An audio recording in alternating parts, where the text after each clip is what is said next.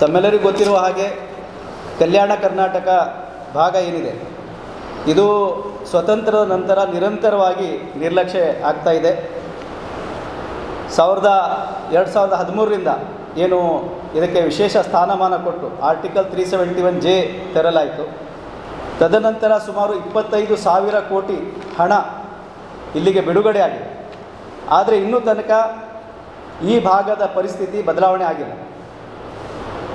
ನಿರಂತರವಾಗಿ ಶಿಕ್ಷಣ, ಆರೋಗ್ಯ, ಕೃಷಿ, ಉದ್ಯೋಗ, ಸಾಮಾಜಿಕ ನ್ಯಾಯ ಈ ರಂಗಗಳಲ್ಲಿ ಈ ಭಾಗದ ಜಿಲ್ಲೆಗಳಿಗೆ ಇಷ್ಟೆಲ್ಲ ಅನುದಾನ ಬಿಡುಗಡೆ ಆದರೂ ಕೂಡ ಕಡೆಗಣೆ ಆಗ್ತಾ ಇದೆ.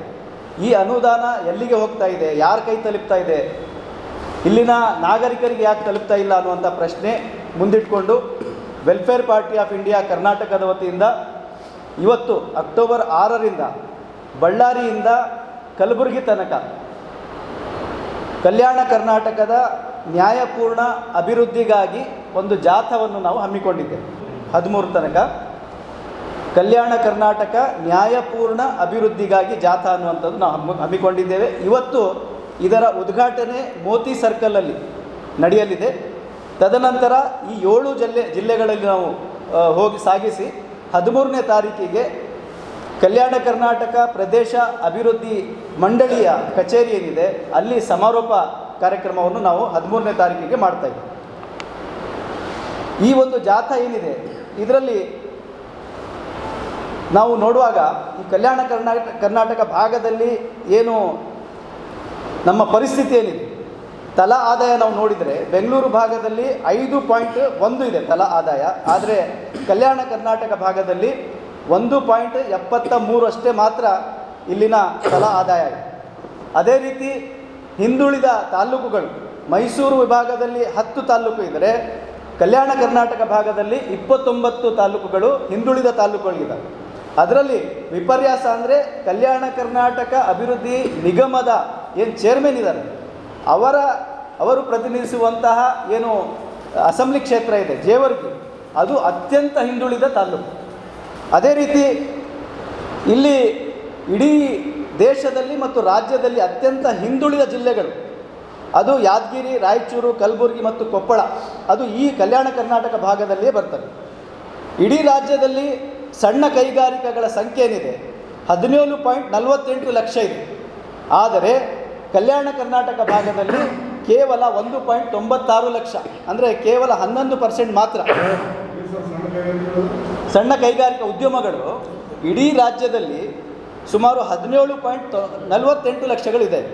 ಆದರೆ ಈ ಭಾಗದಲ್ಲಿ ಕಲ್ಯಾಣ ಕರ್ನಾಟಕ ಭಾಗದಲ್ಲಿ ಕೇವಲ 1.96 ಲಕ್ಷ ಇದೆ.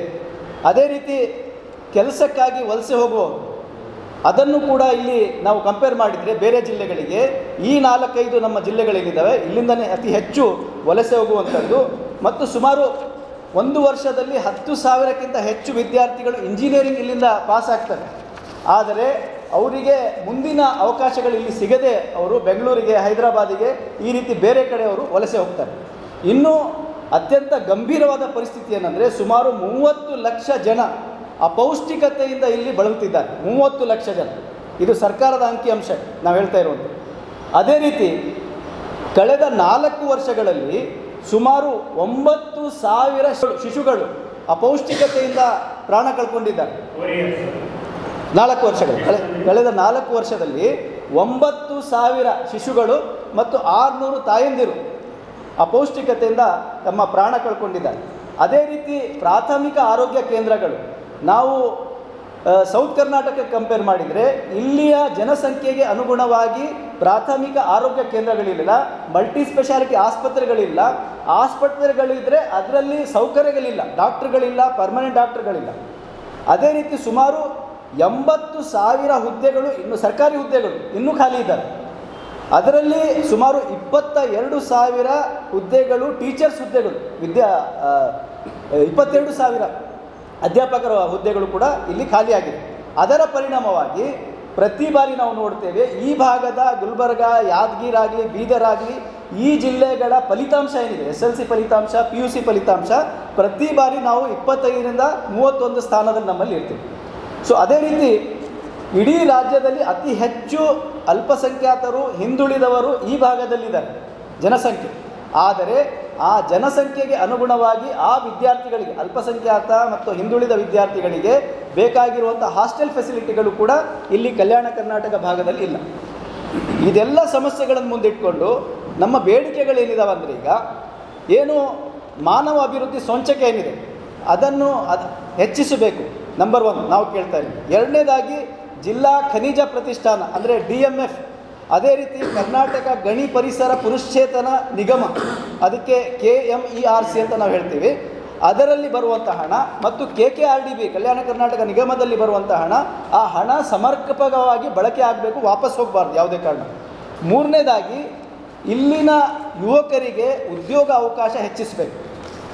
ಅದೇ ರೀತಿ ನಾಲ್ಕನೇದಾಗಿ ಈ ಒಂದು ಭಾಗದಲ್ಲಿ ಬೃಹತ್ ಕೈಗಾರಿಕೆಗಳನ್ನು ಸ್ಥಾಪನೆ ಮಾಡಬೇಕು ಮತ್ತು ಇಲ್ಲಿ ಉದ್ಯೋಗ ಅವಕಾಶ ಹೆಚ್ಚಿಸಬೇಕು. ಐದನೇದಾಗಿ ಕಲ್ಯಾಣ ಕರ್ನಾಟಕ ಈ ಭಾಗದ ಭಾಳಷ್ಟು ಜಿಲ್ಲೆಗಳಲ್ಲಿ ಇಲ್ಲಿ ಐತಿಹಾಸಿಕ ಸ್ಮಾರಕಗಳಿದ್ದಾವೆ, ಅದಕ್ಕೆ ಬಹಳ ಹಳೆಯದಾದ ಇತಿಹಾಸ ಇದೆ, ಸ್ಮಾರಕಗಳಿದ್ದಾವೆ. ಹಾಗಾಗಿ ಈ ಭಾಗದಲ್ಲಿ ಪ್ರವಾಸೋದ್ಯಮಕ್ಕೆ ಹೆಚ್ಚಿನ ಆದ್ಯತೆ ನೀಡಬೇಕಂತ ನಾವು ಸರ್ಕಾರಕ್ಕೆ ಕೇಳ್ತಾ ಇರುವಂಥ. ಅದೇ ರೀತಿ ಖಾಲಿ ಇರುವಂಥ ಹುದ್ದೆಗಳು ಸುಮಾರು 80,000 ಹುದ್ದೆಗಳೇನಿದ್ದಾವೆ, ಅದರಲ್ಲೂ ಕೂಡ ಏನು ಅಧ್ಯಾಪಕರ ಹುದ್ದೆಗಳೇನಿದ್ದಾವೆ ಅದನ್ನು ಕೂಡಲೇ ಸರ್ಕಾರ ಭರ್ತಿ ಮಾಡಬೇಕು. ಎಂಟನೇದಾಗಿ ಕಲ್ಯಾಣ ಕರ್ನಾಟಕಕ್ಕೆ ವಿಶೇಷ ಕೈಗಾರಿಕಾ ನೀತಿ ರೂಪಿಸಬೇಕಂತ ನಾವು ಸರ್ಕಾರಕ್ಕೆ ಕೇಳ್ಕೊಳ್ತಾ ಇದ್ದೀವಿ. ಮತ್ತು ಈ ಭಾಗದಲ್ಲಿ ಏನು ನೀರಾವರಿ ಯೋಜನೆಗಳು ಪೆಂಡಿಂಗ್ ಇದ್ದಾವೆ, ಆ ನೀರಾವರಿ ಯೋಜನೆಗಳನ್ನು ಕೂಡಲೇ ಸರ್ಕಾರ ಪ್ರಾರಂಭ ಮಾಡಬೇಕು. ಶಿಕ್ಷಣದ ಗುಣಮಟ್ಟ ಹೆಚ್ಚಿಸಲಿಕ್ಕಾಗಿ ವಿಶೇಷ ಒಂದು ಸ್ಕೀಮ್ ಮತ್ತು ನೀತಿಯನ್ನು ಜಾರಿ ಮಾಡಬೇಕು ಮತ್ತು ಶಿಕ್ಷಕರ ನೇಮಕ ಏನಿದೆ ಆದಷ್ಟು ಬೇಗ ಸರ್ಕಾರ ಮಾಡಬೇಕು. ಅದೇ ರೀತಿ ಅಲ್ಪಸಂಖ್ಯಾತರು, ಹಿಂದುಳಿದವರು, ದಲಿತರು, ಈ ವರ್ಗದ ಜನರಿಗೆ ಇವರ ಮೇಲೆ ದೌರ್ಜನ್ಯ ನಡೆಯುತ್ತೆ, ಅದನ್ನು ತಡೆಯಲು ವಿಶೇಷ ನ್ಯಾಯಾಲಯಗಳ ಸ್ಥಾಪನೆಗಳು ಕೂಡ ಸರ್ಕಾರ ಮಾಡಬೇಕಂತ ನಾವು ಕೇಳ್ಕೊಳ್ತಾ ಇದ್ದೀವಿ. ಇನ್ನು 11ನೇದಾಗಿ ಜನಸಂಖ್ಯೆ ಆಧಾರದ ಮೇಲೆ ಇಲ್ಲಿನ ಪ್ರಾಥಮಿಕ ಆರೋಗ್ಯ ಕೇಂದ್ರಗಳು, ಮಲ್ಟಿ ಸ್ಪೆಷಾಲಿಟಿ ಆಸ್ಪತ್ರೆಗಳು ಮತ್ತು ಆಸ್ಪತ್ರೆಗಳಲ್ಲಿ ಖಾಯಂ ಸಿಬ್ಬಂದಿಗಳ ನೇಮಕ ಸರ್ಕಾರ ಮಾಡಬೇಕಂತ ನಾವು ಸರ್ಕಾರಕ್ಕೆ ಕೇಳ್ಕೊಳ್ತಾ ಇದ್ದೀವಿ. ಸೊ ಈ ಮೂಲಕ ಈ ಬೇಡಿಕೆಗಳನ್ನು ನಾವು ಜಿಲ್ಲಾವಾರು ಬೇರೆ ಸಪ್ರೇಟ್ ಬೇಡಿಕೆಗಳು, ಪ್ರತಿ ಜಿಲ್ಲೆಯ ಬೇಡಿಕೆಗಳನ್ನು ನಾವು ಸಪ್ರೇಟಾಗಿ ಒಂದು ಮೆಮೊರೆಂಡಮನ್ನು ಸಿದ್ಧಪಡಿಸಿ ಕಲ್ಯಾಣ ಕರ್ನಾಟಕ ಅಭಿವೃದ್ಧಿ ಪ್ರಾದೇಶ ಅಭಿವೃದ್ಧಿ ವಿಭಾಗದ ಚೇರ್ಮನ್ ಇದ್ದಾರೆ ಅವರಿಗೆ ನಾವು ತಲುಪಿಸ್ತಾ ಇದ್ದೀವಿ 13ನೇ ತಾರೀಕಿಗೆ. ಬಳ್ಳಾರಿಯ ನಿರಂತರ ಸುದ್ದಿಗಾಗಿ ಬಳ್ಳಾರಿ ಬೆಳಗಾಯಿತು ಚಾನೆಲ್ನ ಸಬ್ಸ್ಕ್ರೈಬ್ ಮಾಡಿ ಹಾಗೂ ಬೆಲ್ ಐಕಾನ್ ಒತ್ತಿ.